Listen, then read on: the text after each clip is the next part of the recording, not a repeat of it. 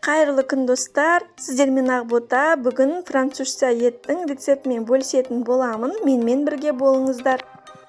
Тартылған етімізге қара бұрышты саламыз, қалауымызша, және тұзымызды салып, жақсылап араластырамыз. Оны противенға 4 бұрышты етіп жайып шығамыз. Оның үстіне біз қазір көкөністерімізді турап алатын боламыз. Пиязымызды ортасынан бөліп, осылай, және қызанағымызды осылай бір қызанақты ортасынан бөліп, осылай турап алатын боламыз. Және картошкамызды енді турайтын боламыз. Жұқа етіп, осылай соломка қылып, ұзынша қылып турап алатын боламыз. Оның үстіне тұзымызды, қара бұрышымызды және күнбағыс майын құйып, жақсылап араластырамыз.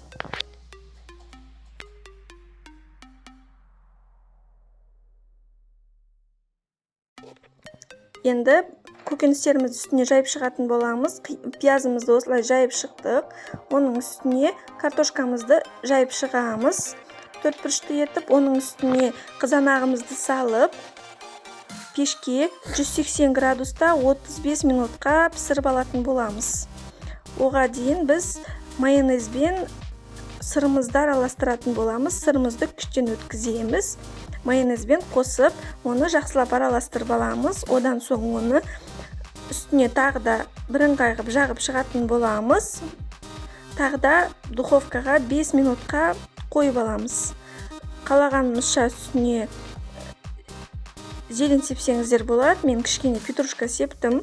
Міндетті түрде дайындап көріңіздер. Жасалу оңай, дайындалуы да оңай. Міндетті түрде жасап көріңіздер, сіздерге ұнайтынына сенімдімін. Менімен болғандарыңызға рахмет. Астарыңыз дәмді болсын. Сіздерге ұнаса, каналға тіркеліп, лайк басуды ұмытпаңыздар.